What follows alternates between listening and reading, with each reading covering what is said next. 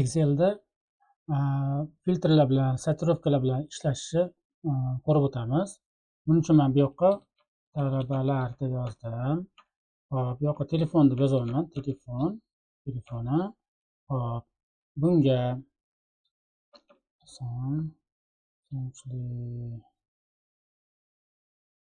hop, bu yoqqa masalan Botir deb yozyapman.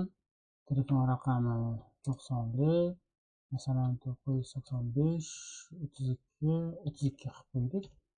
Hop, keyingisi olim deb yozyapman. Olimimizga biza 93li telefon raqamini yozdik. Hop, endi qaranglar. Biza mana shu 3 ta ma'lumotimizni yozdik. Ya'ni o'sha 90, Botir, olim deb 3 ta ma'lumotni yozdik. Buni biza Glamli menyuda joylashgan sortirovka filtr orqali amalga oshirishimiz mumkin ekan. Masalan, filtr qilib qo'yishimiz mumkin. Mana shularning hammasini bundoq yig'ib turib, bu yerdan filtrga qo'yib olishimiz mumkin ekan. Filtr degani nima degani? Masalan, bizga qaysi ism kerak bo'lyapti? Masalan, bu yerdan biz qidirishimiz mumkin. Masalan, Husan yoki bo'lmasa Botir deb qidiraylik. Botir mana okeyni bosib yuboraman. Mana уже bizda 3-qatordagisini Botir chiqarib beryapti. Biza bu sortirovka filtr orqali butun bir ro'yxatdan, endi bu yerda juda ham ko'p ro'yxat bo'lishi mumkin. Biza o'sha osongina filtrlar orqali biza qidirib olishimiz mumkin ekan. Buni biza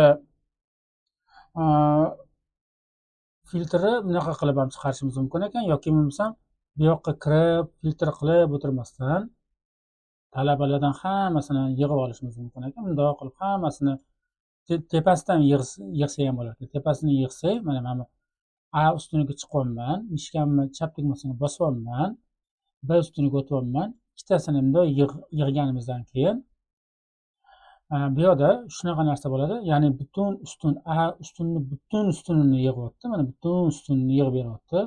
Bu yoqqa xohlagancha ism familiya yozishimiz mumkin bo'ladi.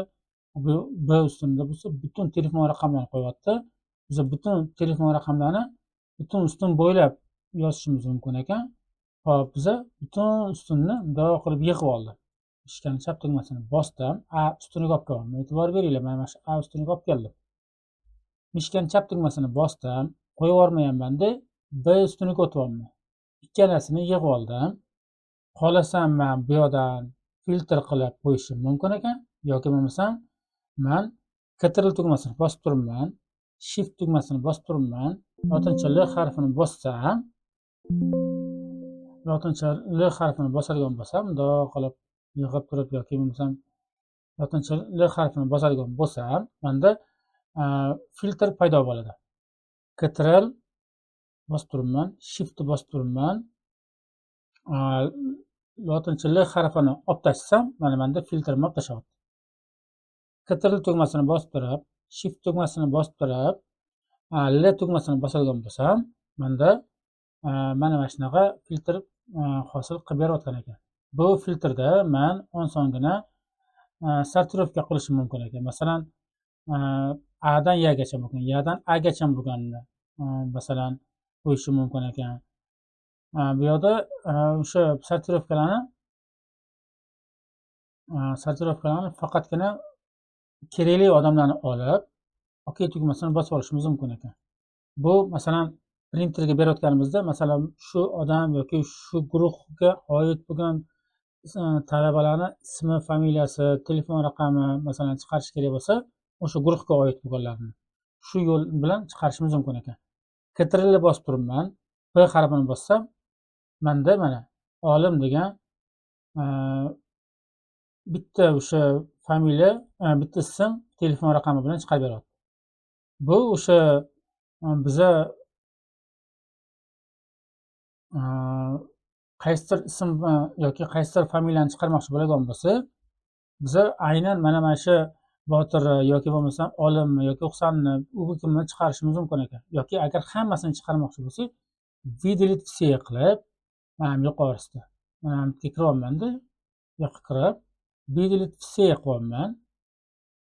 Undan keyin OK tugmasini bosib yubordim. Mana hamma ro'yxat bo'yicha chiqarib beryapti ekan. Hop, bu ro'yxatda men shunchaki rangli orqali chiqartirishim mumkin ekan, rangli qilishim mumkin ekan yoki bo'lmasam butun ism familiyalarni mana shunaqa yo'l bilan chiqarib olishim mumkin ekan. Yoki bo'lmasam men Ctrl Shift bosib turib kerakli ishimni qilib bo'lgandan keyin o'sha nima deydi, filtrdan olib tashlashim mumkin ekan. Masalan, men filtrdan olib tashlashim mumkin ekan yoki bo'lmasa filtrga yana joylashtirib qo'yishim mumkin ekan. Bu filtrlar bilan bog'liq ishlar. Bu filtrlar bilan bog'liq bo'lgani uchun bundoq qilib, buni masalan men filtrni olib tashlab, buni sortirovka qilmoqchiman. Masalan, botirdan olimgacha yoki o'sha eng pastigacha bo'lgan. Bu yerdan ham qilishim mumkin. A dan Y gacha, Y dan A gacha ham qilishim mumkin. Masalan, bunda botir yoki bo'lmasam B harfi bilan boshlanib ketadi. A dan Y gacha bo'lgan. Alfabet bo'yicha urib beradi yoki bo'lmasam alfabetni teskari tartibda urib berar ekan. Bunaqa qilib. Bu bizga o'sha filtrlar bilan ishlash uchun juda ham qulay usullardan bittasi hisoblanadi.